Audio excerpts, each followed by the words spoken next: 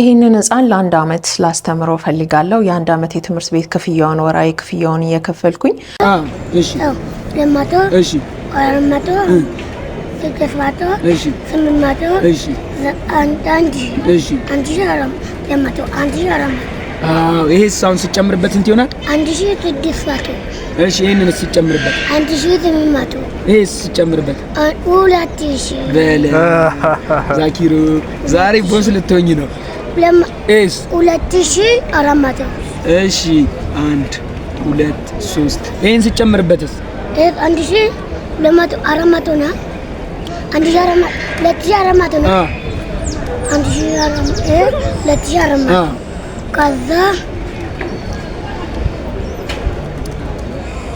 እንትወራ አንድ ላይ 2000 ነው ማለት አይደለም ዘጠኝ ነይ በኦሮሚያ ክልል በነበረው የጦርነት ምክንያት ከእናቱ ጋር ተፈናቅሎ ወደ አዲስ አበባ የሸሸው ህፃን ዛኪር ዛሬ በህዝብ ዘንድ አነጋጋሪና ተወዳጅ ሆኗል።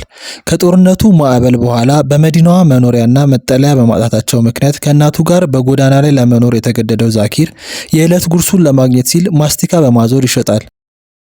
ይሁን እንጂ ይህንን ህፃን ልዩ የሚያደርገውና በቲክቶክ የማህበራዊ ሚዲያ ገጽ ላይ ከፍተኛ ትኩረትን እንዲስብ ያደረገው በተፈጥሮ የታደለው ድንቅ የሂሳብ ስሌት ችሎታው ነው። ዛኪር በማስቲካ ንግድ ወቅት ገንዘብ ሲቆጥርም ሆነ እስከ 4 ዲጂት በሺዎች የሚቆጠሩ የሂሳብ ስሌቶችን ሲሰራ ምንም አይነት ስህተት አይሰራም። ፈጣንና ትክክለኛ ምላሾቹ፣ ተጫዋችነቱ እንዲሁም ማህበራዊ አንደበቱ የበርካታ ኢትዮጵያውያንን ልብ መማረክ ችሏል። አሁን ላይ መማር ነው ወይስ መስራት ነው የምትፈልገው? መስራት ስራ ነው የምትፈልገው? ወላይ በል ከልብ ነው በኋላ እንዳይቆጭክ። ይኸውልህ አሁን ዛኪሮ ትምህርት ይማር እያሉ ነው ቤተሰቦችክ እና መማር አለብክ። ለምንድን ነው መማር የሌለብክ? እሱኮ ምንም ማያውቅ ማለት ለምን ቆይ ምክንያት ትምህርት ምንድነው? እሺ ትምህርት ምንድነው?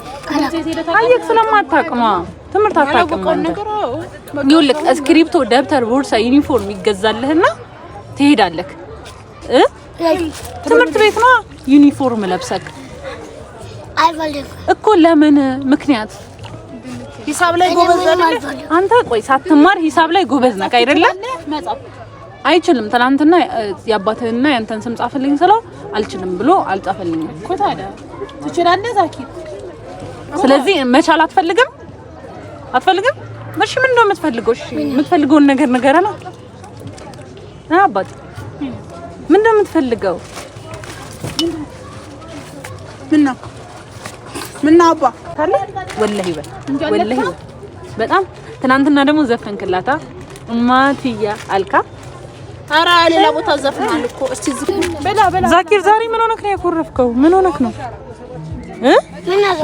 ምን አገባሽ አይባልም። የልጁን ተፈጥሯዊ ክህሎት የተመለከቱ በርካታ የማህበራዊ ሚዲያ ተጠቃሚዎችና ታዋቂ ቲክቶከሮች ድጋፍ ለማድረግ ፍላጎታቸውን እያሳዩ ይገኛሉ።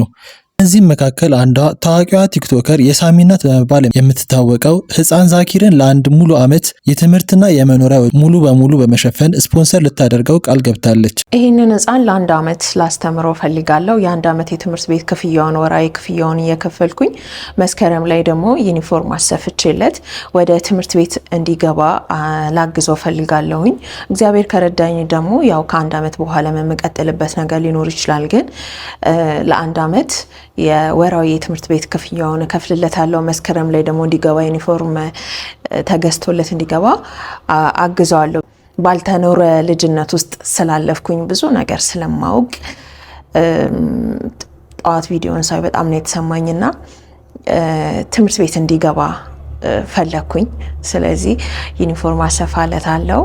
ታዋቂዋ ቲክቶከር የሳሚ እናት የህፃኑን እናት በአካል አግኝታ ያነጋገረች ሲሆን ልጁ ከጎዳና ስራ ወጥቶ ወደ ትምህርት ገበታው እንዲመለስ ጥሪም አቅርባለች።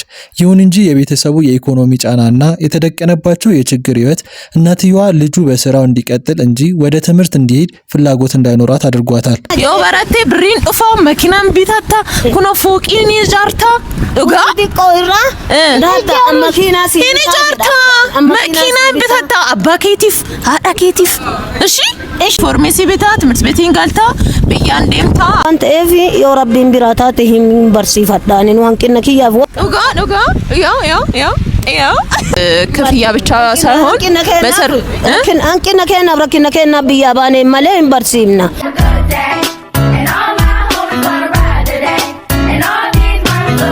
እንጃል ቀብዳ ዛኪርስ ትምህርት ቤት ይጋላ ዛኪርን ትምህርት ቤት ይጋልቻውን ትብራውን ትንቀራና ውጀቴ ደንደው እንጅሩ አሲትለያኒ ዋን ተከው ዛኪር እናት እንግዲህ እንዳሉት ልጄ ማስቲካ ከረሜላ እንዲሸጥ ወደ በረንዳ ይዣቸው የወጣሁት በቂ ነገር ስለሌለ ነው። ሀገራችን ላይ ያለብን ችግር ያስገድደናል ይሄን ነገር እንድናደርግ ብለዋልና የዛኪርን እናት መርዳት የምትፈልጉ ሰዎች እኔም ማስታወቂያ ሰራላችኋለሁ፣ ጥሩ ማስታወቂያ ሰራላችኋለሁ።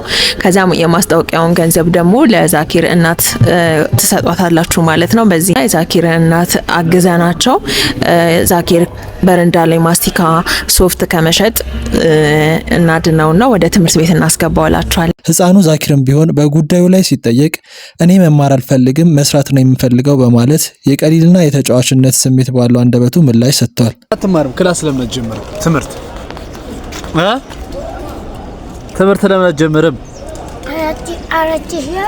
ትምህርት ለምን አትጀምርም? 4800 ብር ማሚ ቆይቶ ትምህርት ለምን አትጀምርም? ትምህርት ማን ቁርአን ማይቀር እስቲ ሂድ ምን አገባንተ አንተ ዛኪሮ እንደዚህ አይባል ቪዲዮ እንደዛ ጋር ቀረጻ ላይ ነው። አሁን ላይ ህፃን ዛኪር በኢትዮጵያውያን ልብ ውስጥ ትልቅ ቦታ ያገኘና በቲክቶክ ላይ በከፍተኛ ደረጃ የተሰራጨ ያለ ኮከብ ሆኗል። በርካታ ወገኖች ይህንን መሰሉን ያልተገራ የተፈጥሮ ክለት ያለው ህፃን ከጎዳና ህይወት አውጥቶ ቤተሰቡን በዘላቂነት በመደገፍ ልጁን ወደ ትምህርት ገበታ ማምጣት የሁላችንም ኃላፊነት ሊሆን ይገባል ሲሉ ጥሪያቸውን በማስተላለፍ ላይ ይገኛሉ።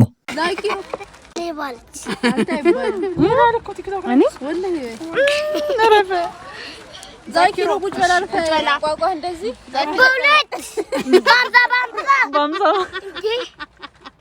ማን ነው መቶ የሰጠ በሰላሳ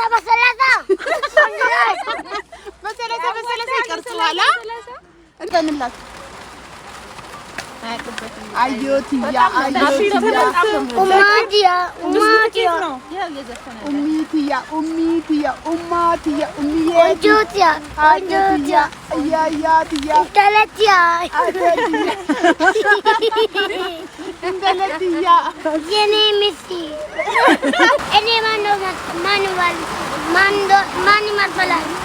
ማንን እመስላለሁ? እናትህን ነው የምትመስለው? አንቺ ነው መስለው